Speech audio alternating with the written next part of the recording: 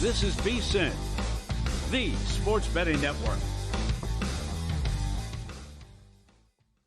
Follow the money. That's what I always say. You always follow the money. Yeah. This is Follow the Money with Mitch Moss and Paulie Howard on VSiN.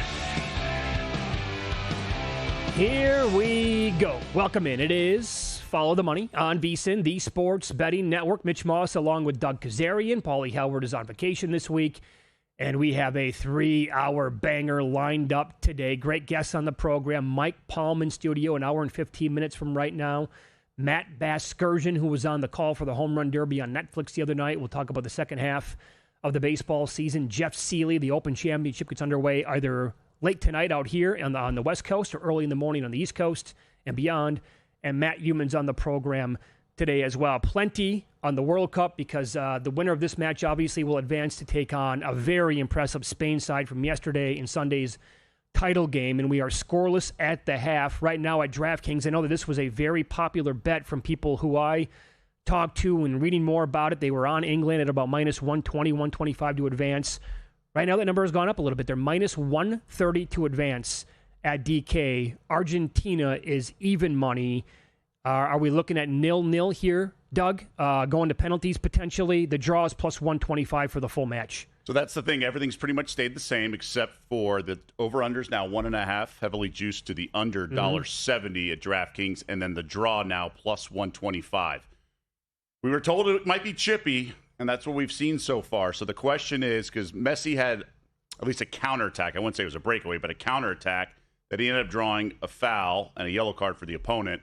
But you wonder if those opportunities won't be there for the England defense to bail out, if you will, with a card. So that would be my only apprehension to betting England, because Argentina looked like it could have had some things going, and that's what could be distinctly different in the second half versus the first half. Yeah, so far, 45 plus minutes in, very chippy, very cagey, nervy. These two sides do not like each other at all, and we've had 19 fouls so far. Yesterday in the match, the full match between France and Spain, we had 23 fouls. For those of you holding over 2.5 yellow cards in this match, we have 2 now at halftime. And the meat man came on Monday and he said, guys, this is the way the match is going to go. They don't like each other. It could get a little bloody out there on the pitch. And he actually gave out a red card at plus 340. I'm not going to be surprised if we get a red card here late in this match, the way it's been going. They're going to have to be careful here. And if one team scores here, maybe like before the hydration break, the other team is going to get to maybe some tactics that are going to be a little unruly. That was my concern for betting the under. I lean under, but $1.70, you just can't get there because everything opens up after a goal. We saw yesterday, Spain even got a second goal. Right. And could have had a third France, one. Right, when France was pressing forward. With Argentina's volatility, if you will, all tournament, and their knack for scoring late, I just couldn't get involved in the minus 170 on the under. Obviously, Pickford, the goalkeeper, and England's defense is buttoned up compared to who Argentina's had throughout this tournament. And I think that's part of the handicap, right? You liked England. That was the only side I would have played. But Argentina's had a fairly easy path. We see this in March Madness. Sure. With how the bracket or region can open up. Yeah. And that's basically what Argentina's had. Not that they're not worthy, and they are the defending champ, and they have Messi, but right. We really don't know a fair way to evaluate this Argentine squad. That's all fair. I mean, they have the GOAT, right? And he's been sensational in this World Cup, but also not only the quality of the competition, but how I think their previous 3 matches also unfolded, Doug. Like, it was never easy, and I think they easily could have lost any of them. We're talking going all the way back to that Cape Verde match a couple of Fridays ago. And then beyond that, the path for England has been, Spain's path, when you go back and look at it, has been just incredible and what they have done. England's path has also been very strong to get to this point. And really, when you compare the two, there is no comparison, really. It's England totally lopsided here with the better teams that they have faced so far in the tournament. And maybe will that play out in the second half? It could come down to one fluky penalty and Messi gets a PK, and then that totally changes everything. And that's what happens in the tournament. This is, we know, it's single eliminations, not best of 7, and you're not winning group play anymore. So really all you have to do is be better than your opponent that day. Sometimes you win an ugly rock fight, and then some days you play your best. Like, it would be totally like March Madness for Argentina to escape, right, and then play their best. have a ceiling game where they actually put it all together and they're fresher maybe, although they've obviously had some drawn-out wars in some of these rock fights. But sure, it would totally be fine and totally be, par for the course for them to do that for these single elimination tournaments that we have experienced in stateside here, like March Madness. Okay, so I want to bring a couple of things from the show yesterday that we talked about. As soon as Spain advanced, books posted minus 150 to win the cup. After we've watched the first half between these two teams, how are we feeling about Spain? See, I think it's a banger for a few reasons. When we do these look-ahead lines, right? Like, let's go back to Georgia TCU. If TCU had beaten Michigan when they were a big underdog, which happened, what's the advanced line? And you always have to factor in things that could happen, like TCU's power rating going up between the semifinal game and the final game if they look really good. Now, that was more Michigan looking bad and whatnot. With here, you already have Spain advancing. So what if Harry Kane or Messi rolls an ankle or gets hurt in the last 5 minutes of a victory? Then so it can only go up. There's nothing that Spain and Argentina can do that's going to have that Spain money line come down. You could get a double yellow card and have them be out for the next game. Yeah. You could have overtime, everything in PKs drawn out, guys exhausted maybe on the quick turnaround for the weekend, although it's not that quick. But you get the point. With Spain already through and healthy, I think if you're an odds maker, you have to juice it higher. And to me, $1.50 here. Now, typically books don't get afraid of minus money bets. They'll just let you fire or whatnot. Right. So that's why they always edge on the short side of things, but they being the sharp books. But I think you have to bet Spain. There's so many ways where this can be beneficial with the second half coming up here. Well, here's the thing. Is there a chance that if England would advance, that they would be so popular because of their backing that they would just would just get pounded by money from English fans, and they would have to move the number down a little bit?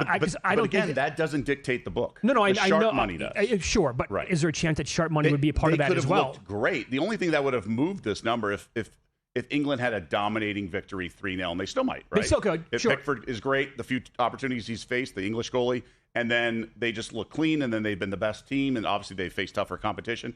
Maybe that's what moves the needle, right? But that's typically what would do it, and if the power rating adjusts, not the masses, unless it's overwhelming event like the Super Bowl. Now, the World Cup final could be. I don't think that's the case stateside, but that would be something. Just how they look, it would be more important to the guys who actually move the market. Yeah, because I will tell you that this England club would be the one that would scare me a little bit against Spain overall. I think that they would give them a better, because to me, Spain minus 150 against Argentina is absolutely going to be a big bet. If Argentina, it will be. It should be before this. I mean, I didn't bet it because I think that you're right. Do as I say, not as I do.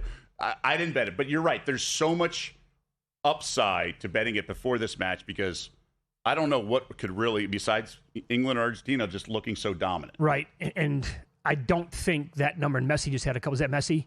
Might have been. No, it was another player. And I mean, look, and the scenarios I'm bringing up are unlikely. Messi gets seriously hurt when they're up 2. I mean, obviously that's unlikely too. Sure. And I think the number would actually go up if Spain does get Argentina here. Yeah. I think sharps will be on Spain to win that match. There's a clear edge in my opinion, and I am not a sharp at all. Soccer, again, I'm a novice. I love this event, but Spain, to me, just they ran circles around France yesterday. Well, and it just shows you how off that market was. I mean, France was $1.50. Yeah, true. Over Spain. So looking back, does that make much sense when you have the same price here? Well, I mean, knowing what we know, they've allowed one goal the entire tournament. And the reason you bet Spain now is if the favorite advances, because it's budget. If England advances, it might go to 145 because they budget the money line in between what it would be if in the other semifinal game. Sure. By the way, VSiN.com, the picks page. A lot of people are hoping for goals here quickly. A very popular bet was the yes on the both teams to score at minus 110. That was by a bunch of people. Also, England, money line, Alex Blowers made the case. Adam Zadroik, Paul Carr on England plus 160. That would be in 90 minutes, obviously. A lot of people had England to advance. Jensen Lewis and Drew Dinsick, VSiN.com, were the two that I noticed on Argentina to advance in this match. And Chris Vasily, who was on the show with us this week, he not only gave out the under in yesterday's match, which got there, he liked the under 2.5 in this match as well. Yeah, and he put the video clip on Twitter, tagged us, and somebody just replied yesterday or this morning before the game, of course. LOL. It's like, what are we LOLing? Like, did he say something funny, or are you mocking his under? I don't know. Yeah. Twitter is not real life. And I think it's been deleted. Oh, is that right? Oh, no. It was LMFAO, and it has not been deleted. Okay. All right. This is also from Alex Blowers, who's done a great job with his write-ups at VSiN.com. And he is a fan of England, obviously. He wrote that Jude Bellingham is the best player he's ever seen in an England shirt. Wow. And a great shot for the golden ball if you're able to get on it yet. And if they win this match, I wonder where that number is going to go on him. So the golden boot is up at FanDuel still, but not the other markets we discussed. What are we looking at right now? Because if Messi doesn't get one here, and if they lose, we're talking about a third-place game between Argentina and France, and those two guys, Mbappe and Messi, would still be tied for the lead in theory. So right now Messi's $1.30, so he's, we think, a second game no matter what, because there is a chance he sits in the third place game, much like Mbappe. Mbappe's the second favorite plus $1.45, and then a huge drop off to Harry Kane at 11-1. And obviously the tiebreaker of assists really come into play when you run out of games left, because then for the tiebreakers have already been decided. Yeah. Well, if I tell you this, if you have Kane or Bellingham, you need one here in the next 40 minutes. Bellingham's 22-1. Oh, this is Golden Boot. Golden Boot. Not the ball. So Boot is the MVP, right? Ball is the MVP. Boot most goals. Yeah, Yep. Boot is. That's why I said the tiebreaker. Right? Up next, Doug loves attempting the middle games. We'll go over his philosophy coming up. Games to attack before it starts. When to drop in for a middle. Bet sizing. It's all next here on VSiN.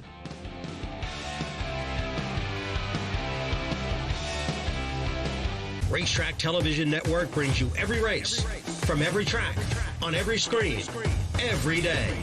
With monthly packages starting as low as $5, RTN gives you great value and access to more live HD streaming and race replays than anyone. Visit RTN.tv today to sign up and watch on almost any device, including Roku and Amazon Fire. Use promo code TRYRTN for a 5-day free trial. This is VSiN, a network of sports betting analysts, writers, hosts, and handicappers, all here to help you become a more confident bettor. We broadcast live every day from Las Vegas, the sports betting capital of the world, and from studios across the country, giving you insight from every angle of the action. Take VSiN with you wherever you go with the VSiN Watch app, or catch us on streaming platforms and regional sports networks. You can also listen live on SiriusXM Channel 158 and on radio stations nationwide.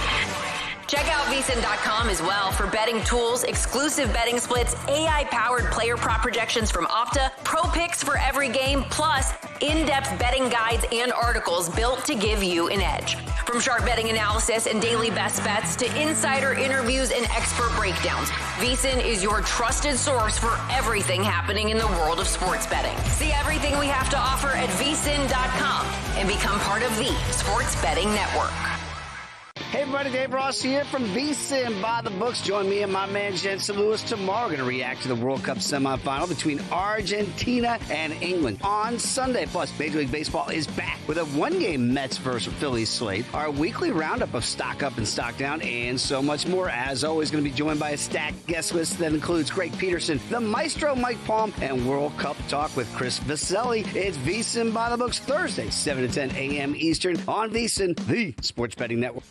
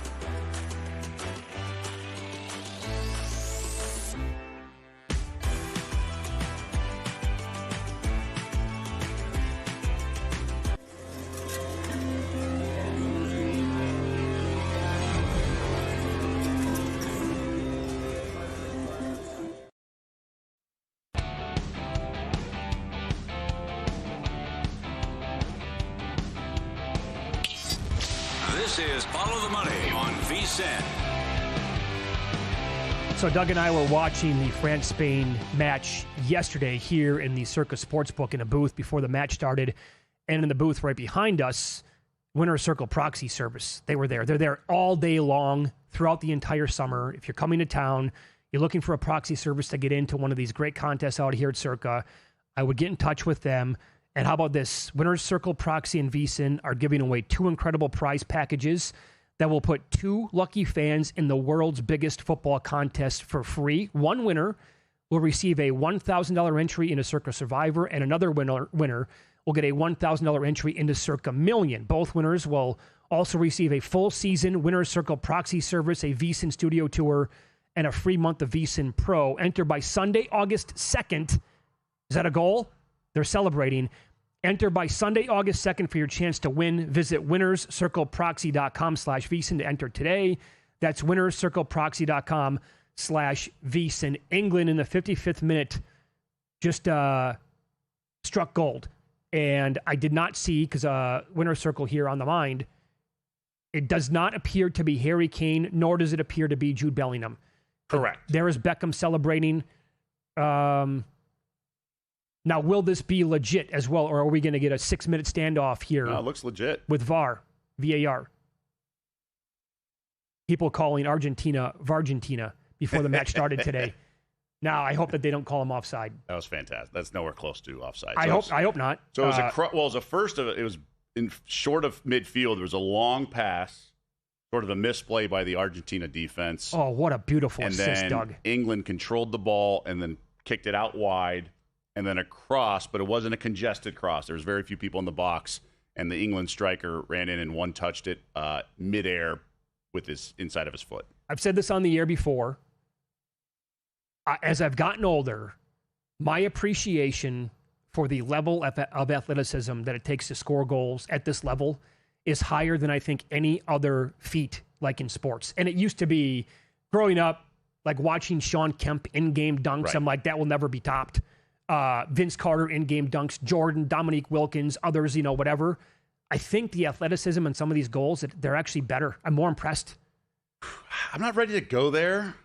I mean, it's still so impressive. The highlights of soccer might be the best highlights. Okay. Just because the sequencing, yeah. Everything needs to occur. And it's still tons of agility. So, sidebar, like I played water polo growing up in high school and college. My high school coach was also the USA Olympic coach. So pretty intense program in LA and everything. We were always sort of like, not mocking because we played other sports, but soccer was the one sport we actually respected the fitness level and everything. Oh, yeah, that makes sense, right? You don't come out, right? Can't sub out, and there's obviously so much ground to cover, and it's sprinting a lot of it. They track these guys with like how long they're moving throughout the entire matches, and it's like miles or kilometers, I guess, multiple kilometers every single match. So, by the way, now at DK, England just like that, minus 475 to advance. Now, here comes Argentina the other way. Oh, good defense. Are they going to call anything on that? No, probably a really good defensive play. They're celebrating for England there. So, on the 3-way, so 90 minutes, England minus 220, the drawback to plus 265. I will ask you here, do you think Messi and his crew get one in? Well, they've done it all tournament. And a lot of them late, like you said before. A lot of them late. Yep. I was actually funny you asked because I was looking at the total. This is, first of all, this is why I couldn't do the under $1.50, Now it's 2.5, unders minus 270, and I still can't do it. Because if we get a team pressing forward, like yesterday, it could be England 2-0 and then Argentina gets on the board. Look at Argentina against Egypt. 270 is outrageous. Yeah. Now, well, I also wouldn't bet the over either. How about this? Would you lay $2 over 1.5? Probably. That's pretty much the number right now at DK. Yeah, probably. Over 1.5. We still have a lot of football here to be played. A lot. Well, and England just almost had an attack a second ago as well. You're right. Okay, so this is Mike Palm's going to be on in about an hour as well. He loves to go for middling opportunities. You are the person I know who likes doing it more than anybody else, right? Explain your overall philosophy, and I have a bunch of questions on it, but go ahead. I'll let you take the floor first. All right, good. So I won't do long-winded then. So basically it starts with this. Every sport's different, right? So basically sometimes we talk about betting first quarter of this team, first half, or first to 20, because if you think one team's off a loss and they want to start out. This is just another version of that. You don't cut off the quarter line. Basically, all you're saying, and I've always said this, the closing line of a game is just the first timeout. Every timeout or every juncture of a game, you can continuously bet in-game. So I always get a kick out of it for the 2 weeks up to the Super Bowl. We talk forever, difference between 2.5 and then within like a first down, the line's changing. Sure. Right, okay. With that being said, I think it's really important to understand how every sport's different, and college and pro as well. So in college, a team can get up and then never look back. NFL, there tends to be some funneling back closer to even, right? And because coaches get conservative, they're up a lot.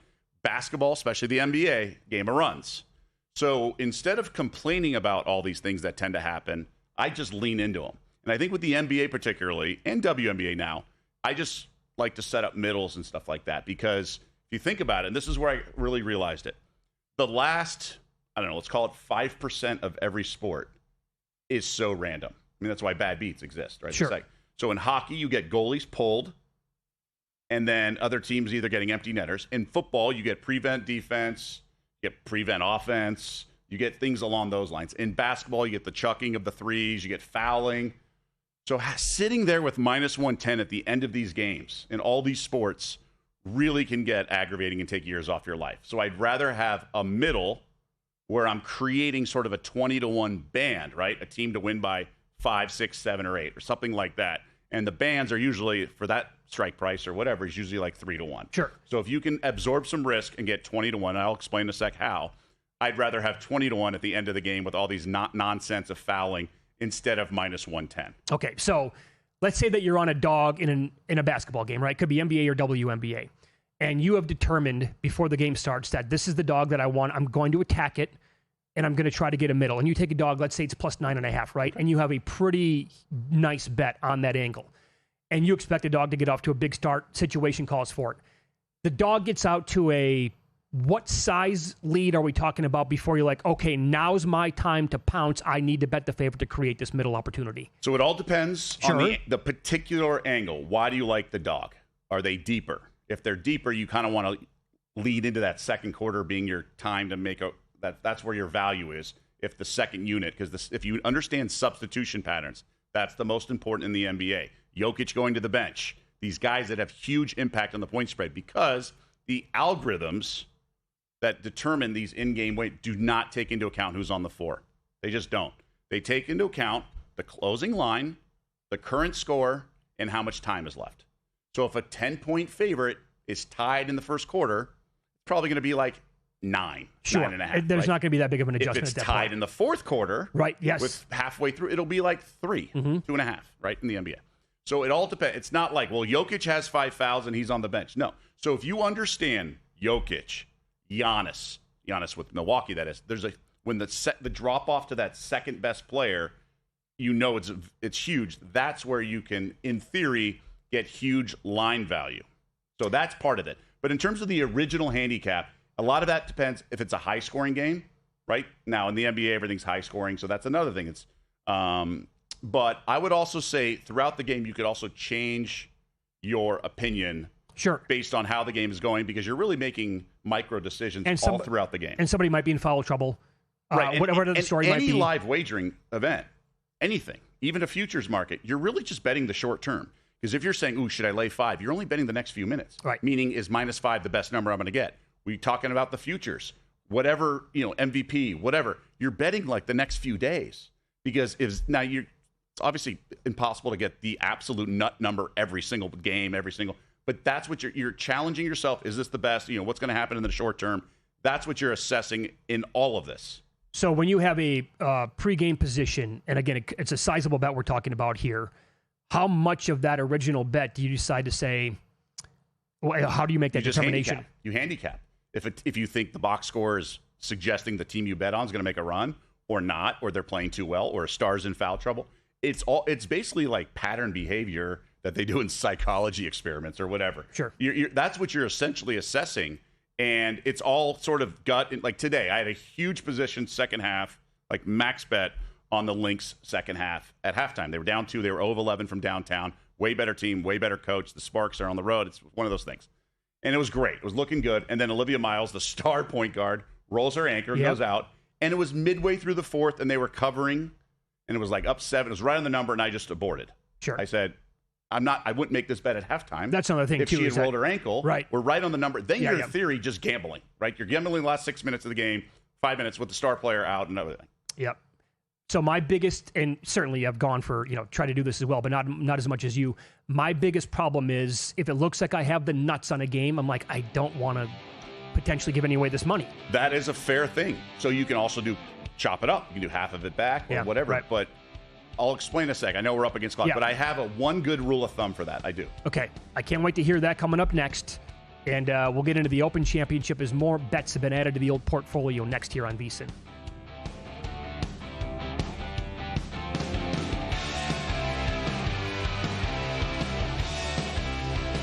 The biggest contest we've ever seen. Seriously, what's the guarantee? They're still talking about it.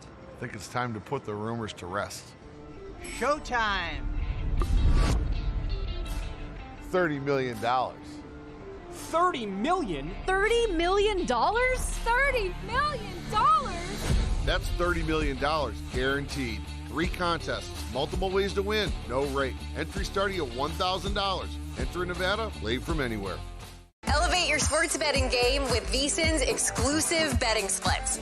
Stay ahead with real-time market trends and track bet percentages on any matchup, then uncover the edge by comparing them to the amount of bets placed to find out where the sharp money is headed. Upgrade to VSiN Pro to access betting splits, live odds, line moves, power ratings, and in-depth game analysis. Go to vsin.com/pro to join VSiN, the sports betting network.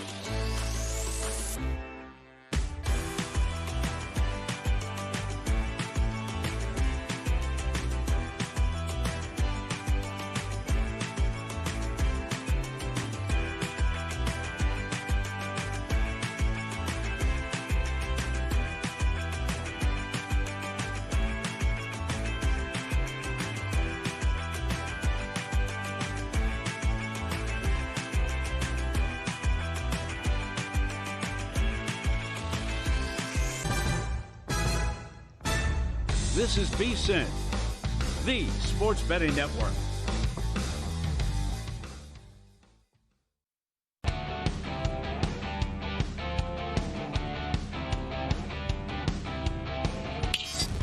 This is is Follow the Money on VSiN. Man, 69th minute here in Atlanta, and it's still 1-0 England. Argentina just had a beautiful opportunity, but what a save by Pickford. So that remains the score. By the way, like the numbers to advance at DK, they've been coming down, going up, moving like a roller coaster. England was just like minus 360. They're back to minus 450. And the total over 1.5 was about 214, now down to 188. Argentina has had, it's been very aggressive in the offensive end. Let me say that here, since England scored that one goal. I think we're going to get another one here. I do too. I would play that. I'd play over $1. And right now, again, shop around down to $1.78 right now at DK. I think we're getting one more. Yeah, I just think at some point, Argentina's going to have to sell out, and they'll leave themselves vulnerable on the back end. And these teams know how to score their version of the empty netter. Yep. So if you had under 2.5 right now, before the match started, do you think that you would have played over 1.5 before England scored? So you're plus money, right, or you're minus money on under 2.5. You're plus money over 2.5 right now. I'd be fine with it. Yeah, going back to the conversation about middling games. Because I think if it goes to 1-1, I think both teams ultimately play conservatively. It's the England scoring next would be concerning when it's 2-0. Oh, yes. So therefore, you could bet sometimes, and you're basically putting a portfolio together. This is what derivative traders do on Wall Street. They create contracts. They basically create their own props that are not offered right now. So that's what they do with middling. Yep. I use the term bands. So in this case, maybe, it depends how much I have. But otherwise, you can't get antsy because there's games you lose from the start. And there's no hedging those. So you have to just sweat out some potential wins too. Sure. But unless you could also look at it in a vacuum. Do I like England to score next? I mean, this is part of the equation. You have to be handicapping in the moment as well. And we were talking about middling games, how much you like to do this overall throughout the entire year in the previous segment. And like the bet sizing thing to me, I said that was my biggest issue, has been for a long time, because it's like, and look, I get off games all the time. Like I'm uncomfortable with how much money I have on one side, and I'm just gonna like get my money back right now, that's basically. Okay. Right? No, sure. I mean, but the part that I am not comfortable with is, again, if it looks like I'm on the right side here, right? And let's say I have a team in the NFL minus 2.5. I loved them, and they're winning by like 17. I'm like, I don't know if I really want to hedge right now in the third quarter because I don't want to give that money away because the bet looks so good right now. Right. Let's say, same example, up 17 in the fourth. Let's say you're plus 7. Like that's a winner. Like, you have to look at the next bet as a separate wager. As a totally different bet. Correct. Yeah. Okay. Now, in your case, that's the key, I think. That's the key for that. Now, in this scenario, you can also do alt lines and what's called a scalp. Basically, just so there's no risk and you just take the guaranteed win. Because let's say you take plus 2.5 on the money line, because you don't want to do plus 2.5 and reverse middle yourself. Because if they go for 2 and win by 1, whatever. So you can do an alt line during in game and just take plus 400 or whatever it is, and then still leave some of your bet at minus 2.5 exposed, if you will. But at least you locked in a profit. So there's ways you can trim and create new sort of math on your original minus 2.5. But either way, if you have a wager, you have to also be just comfortable with sweating it out. Now, if a guy's hurt or the defense looks like they're giving up or whatever, there's certain ways to do it. I just think you got to be careful at times of giving away a good position. I certainly know the feeling of giving away a winning bet and saying, wait, I lost my juice. I actually lost money on this game, and I had the winner wire to wire. Yeah. That's the thing, is that you don't want to. So if you go into a bet thinking, see, the key for me is sometimes, and it's unusual circumstances, but I'll love a side because I think they're motivated. It's the situational spot. Or the number one bet in all of sports, pro bettor told me this about 20 years ago, focused favorite. That's the number one bet you want. You have a favorite, and they're really focused. Like, and you know that they're going to be on a mission. I think, was it last season or a couple years ago where the Niners went to Jacksonville and they were off like 3 straight losses. Okay, I remember the game. Off a bye or something. It was like, you basically have to tell yourself, is there a world where this team gets blown out wire to wire? And maybe they have dysfunction and all that. You got to be really careful early in the season because our opinions of teams may be completely wrong. Sure. But later in the season, you just think it's a great spot. They're going to come out fired up and basically saying the in-game line will always give me a shot to get aboard. So I will overextend my bet. I got to use dollar figures, much easier than X and units or whatever. Let's say you're a $10 bettor and you want to overextend yourself and bet 100. Okay, you want 10 times you normally do. And then at the end of the game, you're like, should I hedge? Whatever. You just have to play the middle because you went into it. The only reason you have that large amount was the intention of middling. So even if you give away a position because you played a middle and it didn't work out, you can't beat yourself up because the whole point of betting in this example, 100, not 10, right, was because the plan all along was to set up a middle. And we'll do some quick math. If you're $100, let's say and it's minus 110 both sides. And let's say you lay 110 to win 100 at minus 2.5, and you play 110 to win 100 at plus 6.5. The worst that can happen is $10 loss, right? Can't lose both. Minus 2.5 plus 6.5. The best that can happen is you win 200. Now, there's no flat line. It wasn't 6, it wasn't 2, it was just halves. So you're basically creating your own band. 10 to win 200. So that's 20 to 1. You created your own 20 to 1 prop during the game by absorbing risk, handicapping it initially, and now you have 20 to 1 that the favorite wins by 3, 4, 5, or 6. It's a good way to look at it. That's how you do it. And that's what, again, I have friends who went to college with me. They're on Wall Street. This is what derivative trading is. They've listened. I had one buddy who's listened to me on a speakerphone with my betting partner, and he's like, you basically do what I do. I'm like, yeah. I mean, this is Eddie Murphy in Trading Places said, sounds to me like you're a couple of bookies when he was talking to Randolph and Mortimer. Oh, what an opportunity by Argentina. Goes off the post on a header.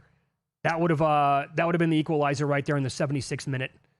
So a band going before the game of a 2.5-point favorite to win by 3, 4, 5, or 6 would be like plus 240. Sure, that's never going to be close to 20 to 1. 20 to 1. Now you have to absorb risk, things like that, but you might even get plus 9.5 if a team storms out 7-0. It all depends. You're basically so that's why I said earlier it's like handicapping. You're basically essentially making a first quarter, first half bet without doing first quarter, first half. You couldn't cash it, but also you give yourself some wiggle room, right? Because they could be down at half and you're still live to get out of that minus 2.5, right? If they're down 3.5 or something. And you also cannot have any distractions. You got to be dialed into that game from the second that it starts until the minute that you want to get off your bet or try to go for a middle as well. You probably won't remember this. It's a thinking man's game. That's what this is. You text me, this is randomly a couple of years ago. I don't even know if you're going to remember this.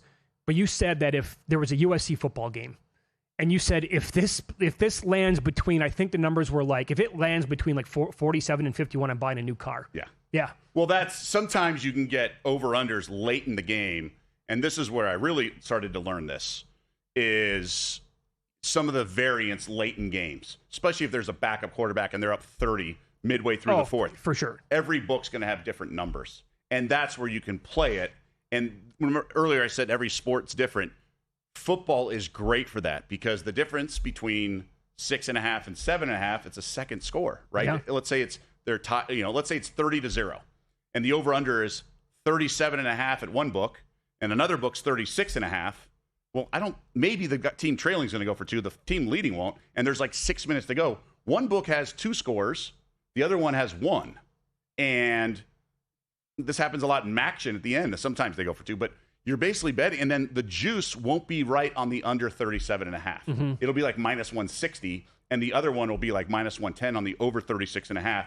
And you can create a prop where you bet both sides and do that. And if you have enough outs, and you can create sort of your own contract, we're saying, I think you basically do the math, and it's like, I got 7 to 1 on one of these teams to score exactly 7 points the rest of the game. Yeah. I can tell you this weekend, I will not be, and I'll get into my bets for the Open Championship coming up. I will not be going for a hedge opportunity because I don't have enough on a guy to win it outright. I've been in this spot a couple of years ago in Bryson DeChambeau, looking ahead, had him like 45 to 1 to win the U.S. Open, and he led pretty much wire to wire, but it looked like he was going to maybe give it away to Rory in the final day. And I'm like, I got to hop in here a little bit on Rory because I got to secure some money. And that's the beauty of yes, no's, right? But hedging, or trying to lock something in golf is maybe the trickiest sport for me to do it because you have to separate. You have to have your guy that you're on and then basically have it down to one other guy and they're like 4 shots ahead of the pack.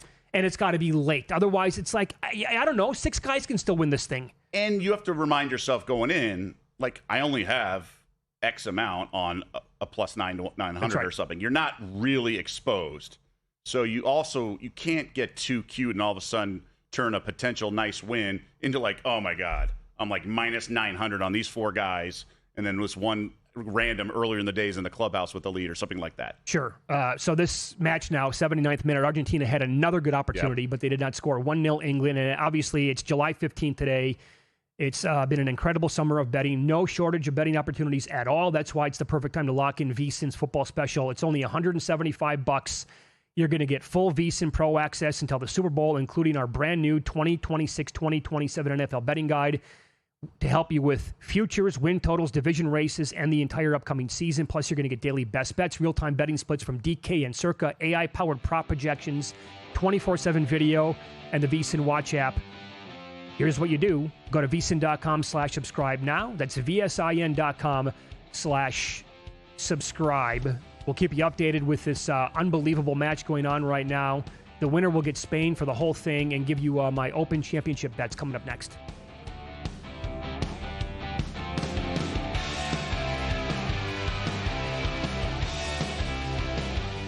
You make me go loco, baby, yeah, that shit makes me crazy, yeah, that shit makes me crazy. You make me go loco, loco. You make me go loco, baby, yeah, that shit makes me crazy, yeah, that shit makes me crazy, yeah, that shit makes me. You make me go loco, baby, yeah, that shit makes me crazy, yeah, that shit makes me crazy. You make me go loco, loco. You make me go loco, baby, yeah, that shit makes me. The party never stops at Stadium Swim. You make me go loco, loco. Check out Stormy and JVT on Money Moves, only on VSiN. They are last in the division last year, and they were still 9-8, which was better than the winner of the NFC South a season ago. My eyes have not come across English words that have said that J.J. McCarthy is killing it. They'll take you on a fun, fast-paced journey, weaving in everything you need to know to make an educated bet, while also not shying away from the excitement of a same-game parlay sweat. Money Moves, weekdays at 2 p.m. Eastern on VSiN, the sports betting network.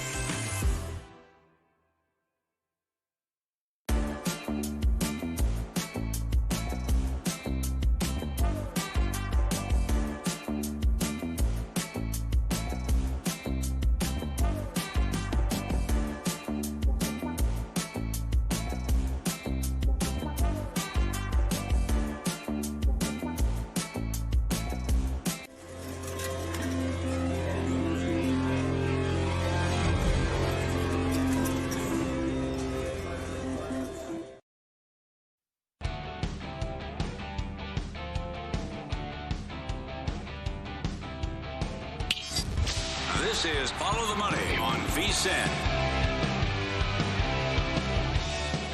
The sports calendar never stops, and the Sharp Plays covers it all. And they've been winning for 15 straight years. All of it documented, logs posted publicly at sharpplays.com. That kind of transparency is rare in this industry. When the Sharp Plays moves, these sports books take notice. Advanced AI, trusted insider intel, they find the value before the numbers shift. Respected, watched, feared. Start winning with them at sharpplays.com. So during the break, I played over 1.5 goals minus 112. It's England 1, Argentina.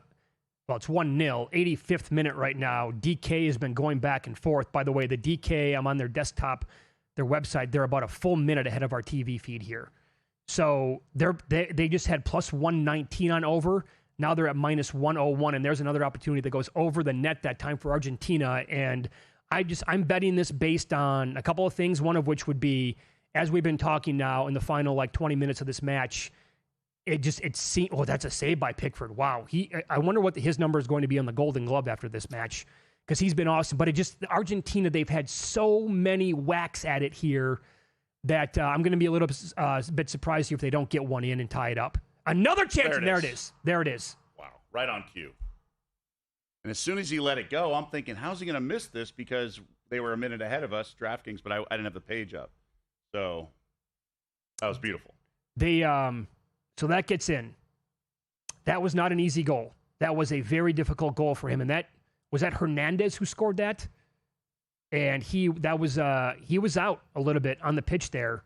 And now we're knotted up at 1 apiece. And I'm telling you, since England scored early here in the second half, it has been all Argentina. But that's the way it goes, right? That was like the prevent defense. That's England trying to park the bus and have nothing. Just it's all defense, right? And what I was about to say is, you said I'd be very surprised if Argentina doesn't score, and sure enough, the ball finds the onion bag. But the key here, and I was just about to say, this feels very different than France yesterday. France wasn't really threatening the entire second half. I totally agree. And Argentina was. Not that it was guaranteed to score, but they had sort of solved England's defense to a certain extent to at least give them opportunities. And now, because of that goal, at DraftKings, Argentina has moved to $1.30 favorite to advance. England is even money. The draw now goes to minus 275 here. We are in the 87th minute overall. So Argentina's favored because they looked better the second half? I guess. But there's a reason for that. Sure, yeah. Now, I don't know soccer well enough to fire, but can England flip the switch all of a sudden? Go from parking the bus to saying, all right, guys, let's go back to what we were doing. I don't think it's that easy, right? Especially the emotional toll. Now, these guys have been in big games their whole life. They haven't led in every game they've been in. Right. But, it's got to be hard to be close to a win. They weren't that close. They're still about 10 minutes away with stoppage time. But there is an element of, I don't know, emotional despair. Yeah, I think a little bit. Sure. Amateur psychologist here. Sure. This is like, let's say you've been leading a college basketball game the entire way, and a team chips away at a 17-point deficit, and they hit a 3 at the buzzer to force overtime. How you feeling going into overtime when you blow that lead? We bet them, right? I think Iowa had that game, that similar of a game this past year, or maybe the year before.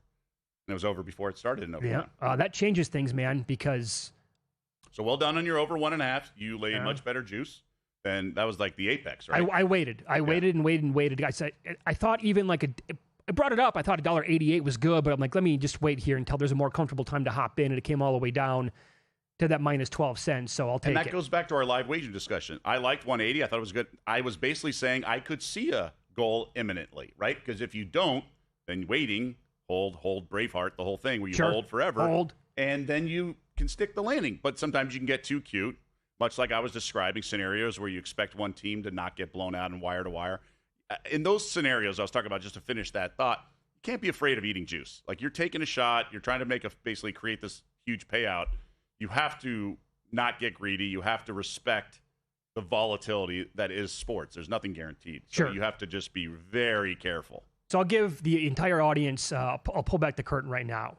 As I'm watching this game on the screen with you, Doug, we are at it says 88 minutes, 25 seconds on the screen, right? DK on the website is at 89.25. They're a full minute ahead of us. and it just said again Argentina attacking. Okay, because the goalies or defenders knocked out. I think we're going to have an injury 5 minutes here. I think this guy's whacked. And in fact, right after that, it turned into injured player. Yeah, okay. 89th minute, and it is a player for England. So it's a level playing field with us in the books. Right now, yes. But I'll try to give you the play-by-play here of what they're telling me on the website as soon as this guy gets healthy again, gets on his feet, and if they can walk off the pitch.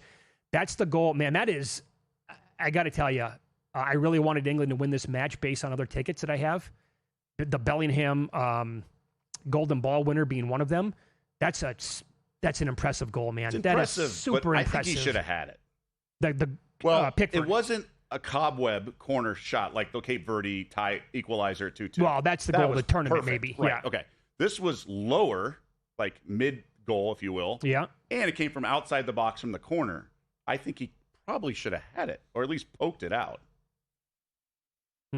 It was great. I mean, again, I can't tell how fast it was. If it was fast, that's the pace of the ball, obviously, I will say one thing. It was great placement, because I always get mad when they don't put them on goal.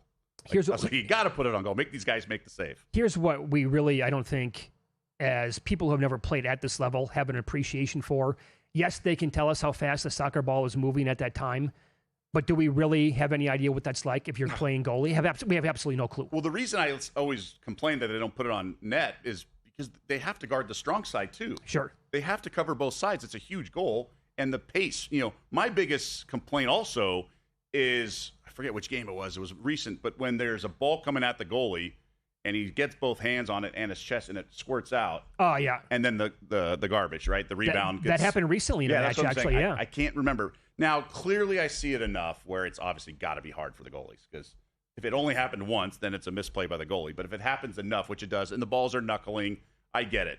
But one guy was explaining it. I forget if it was Zlatan or something, but it was something about the weather. And then the guy it was almost like the Amon Green thing, which is he didn't have sleeves on in the heat. Yeah. He had his skin, so the ball was slippery. Yeah, that's right. Like the famous John Madden with Amon Green. So that's the ball security on the shot. When you can get both hands on it, I just feel a little shortchanged if I'm rooting for that team where the goalie had it and it squirted out and it was kind of a fluky goal. 9 minutes of stoppage time right now.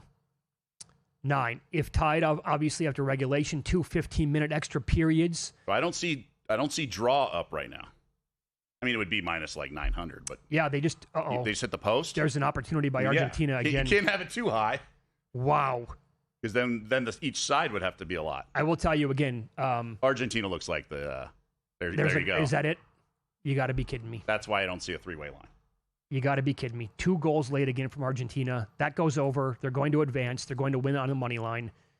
Unbleepin' believable. I was just about to ask you, do you believe in momentum? Because obviously that's why Argentina was favored. They had scored. They were threatening England, like you talked about. If you're up 17, go to overtime in an NBA game. Like, they had to be a little crushed at that point. And I will say, again, the way that it's described, watching DK in real time, the entire last couple of minutes kept saying Argentina dangerous attack. Okay, dangerous attack. Dangerous, like not that. Just attacking, but dangerous attack. And again, here on the dangerous attack, they popped it yet again. Off the post, ricochets right back. Ooh. They set it up again, and then a beautiful cross. They had a chance to reset. Yeah, you're right. Crosser into the box here. And the man was unmarked. Well, it also went over the guy in front of him, and then just the arc of that pass.